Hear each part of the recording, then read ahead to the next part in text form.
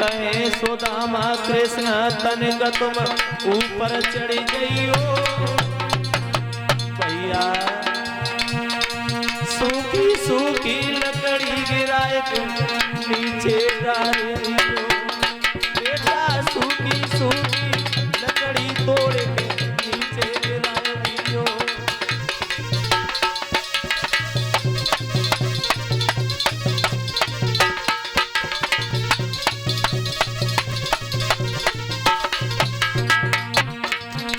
सुदामा कन्हैया को समझा करके बोले हैं अरे श्याम तुम सुनियो जानी अरे कृष्ण तुम सुनियो हम जानी गुरु मैया ने दिए चना भूख लगे वन में जब गुरु मैया ने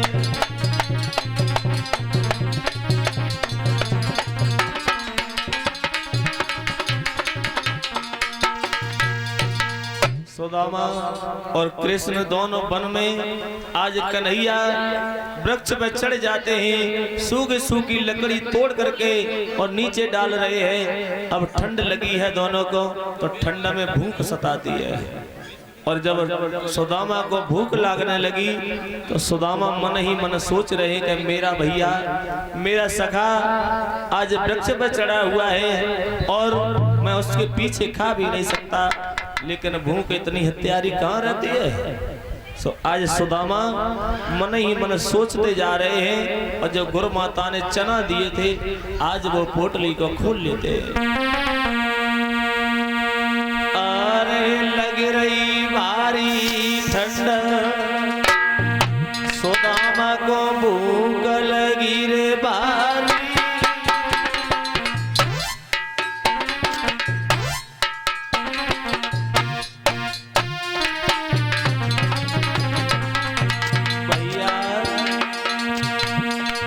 लग रही बारी ठंड रे सुदामा को भूख लगी बारी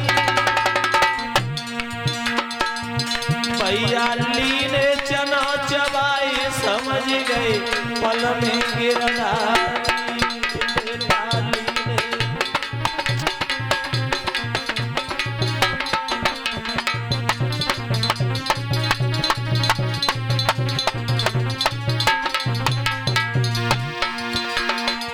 सुदामा भूख लगी तो चना की पोटली खोल करके आज और धीरे धीरे चना को चावने लगे। भगवान समझ गए सुदामा अरे सुदामा कपट कियो मारी लाला अरे सुदामा कपट कियो मारी लीने चना चबाए मन मोहन बोल गए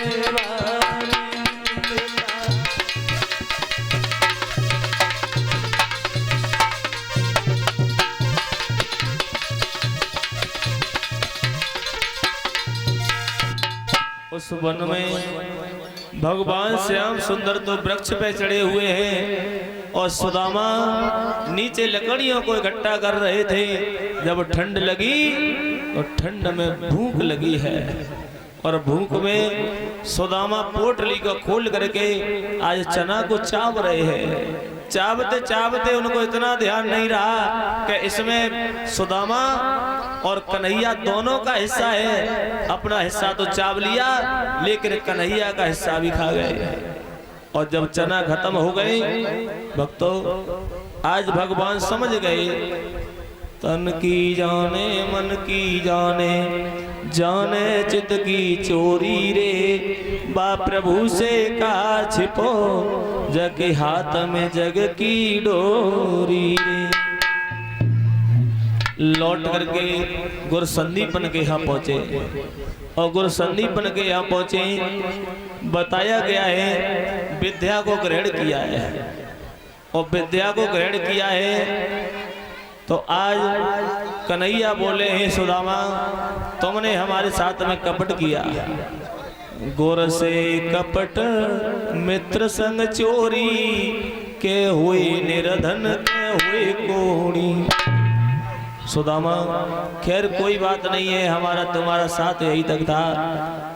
आज विद्या पूर्ण हुई है और सुदामा कंचनपुरी के लिए चले गए और कन्हैया द्वारका में राजा बन गए।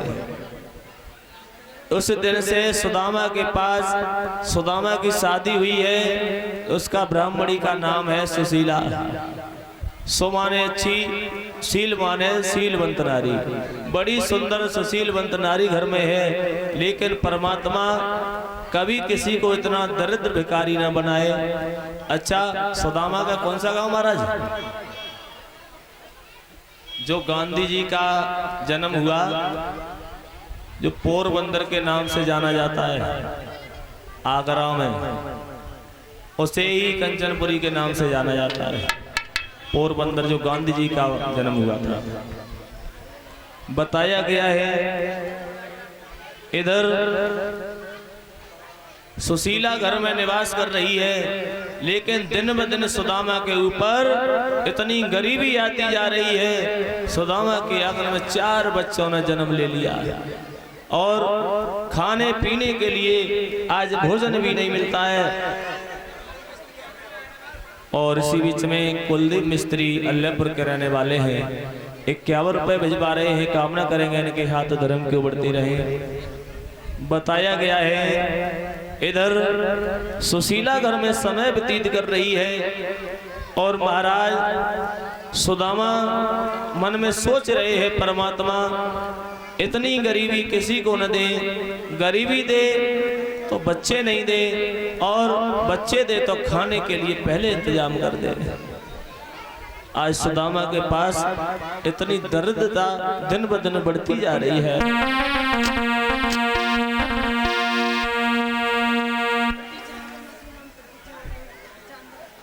और प्रतीक्षा बहन, कौन है प्रतीक्षा? प्रतीक्षा कौन है? घर है। आप शोर न करो, जो भी करना है आराम से करो। हे भगवान, अरे बाद में करना हम बता देंगे, क्यों उदम कर रहे हो? ये तैयार करना वो करो। सुदामा आज महाराज खाने के लिए जब चलते हैं तो घर में भोजन बिल्कुल भी नहीं है।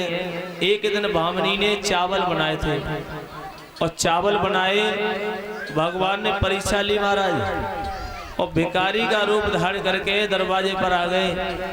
सुदामा भोजन करने के लिए बैठे तो सारा भोजन और भिखारी को दे दिया। सुदामा ने एक ग्रास भी नहीं खा पाया। सुशीला रो करके कहने लगी है, स्वामी शायद हमारी किस्मत में भोजन नहीं है, इसलिए हमें भोजन करने के लिए नहीं मिल रहा। क्यों चिल्ला रहे हो तुम लोग? आराम से बात हो सकती है ना।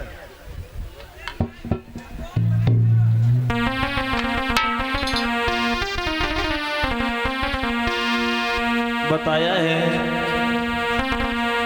कि दर दर पे चारे द्वार द्वार दाता दाता चिल्लाते।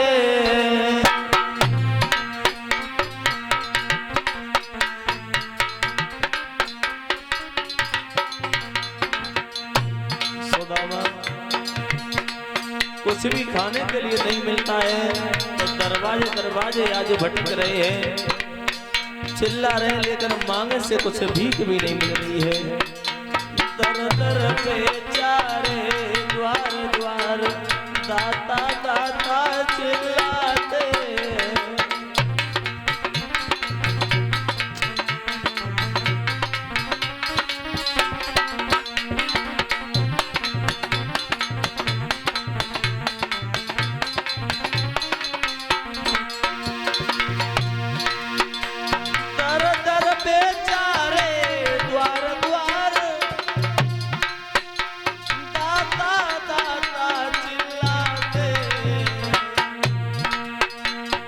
किसी रोज बोझी भर के आटा दाल न पाते।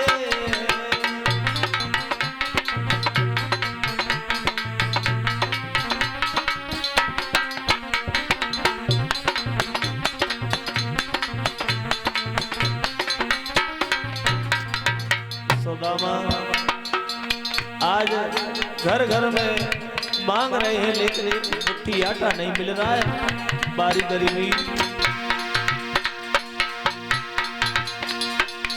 यदि मठा मिले तो नमक नहीं, यदि नमक मिले तो मठा नहीं। बारी गरीबी तो घर मांगे 10 घर मांगे, मुट्ठी भर आटा मिला नहीं।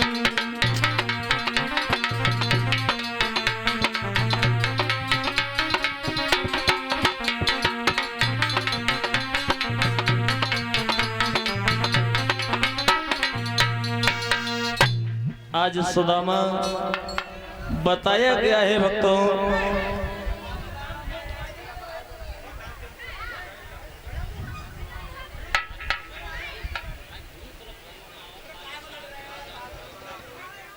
रंद बेटा मत बनो, कोई मत बनो, रंद वैसी है जाओ।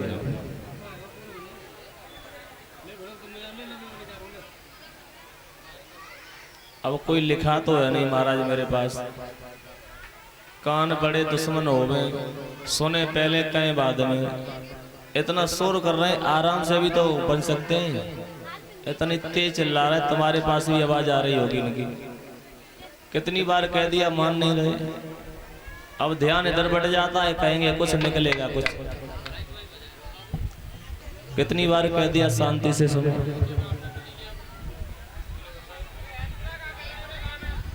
बोलिए सतगुरुदेव भगवान की। श्री सुखदेव जी समझाते हुए बोले हैं, हे उत्तरानंदन परीक्षित, इधर सुदामा जब कंचनपुरी में घूम करके चले आए, मांगे से भीख नहीं मिली, एक मुट्ठी भर आटा नहीं मिला जो शाम को घर में चूल्हा जल सके, रोटी बन सके। और शाम को अगर चैन से दाल रोटी घर में मिल जाए, चूल्हा जल जाए, तो महाराज उससे बड़ी अमीरी कहीं नहीं है। चाहे आपके पास कितना भी पैसा है और शाम को घर में चूल्हा नहीं जला तो किसी काम का नहीं है। सो आज भामिनी आंखों में आंसू लेके और अपने पति को समझाए कि बोली, स्वामी अब तो ऐसे जीवन से मर जाना अच्छा है। अरे इतनी गरीबी आ गई, खाने के लिए भोजन नहीं है, बच्चों के लिए पहनने के लिए कपड़े नहीं है, आखिर में हम जी करके क्या करेंगे?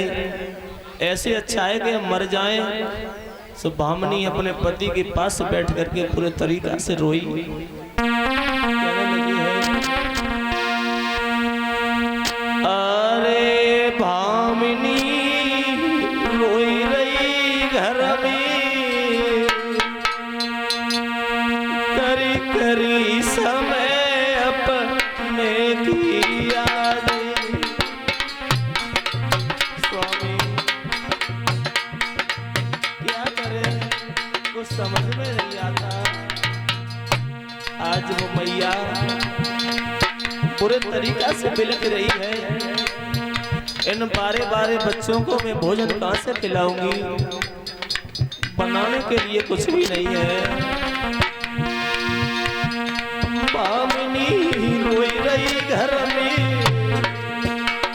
करी करी समय अपने की याद।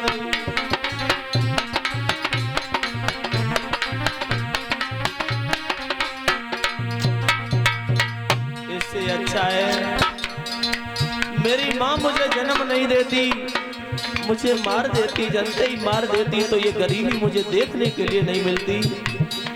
आज वो मैया बुरे तरीका से बिलख रही है बैठी। अब आगे मैया मर जाती,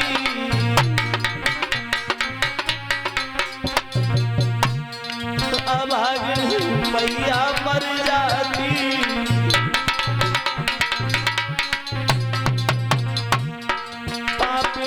हमको नहीं जाती।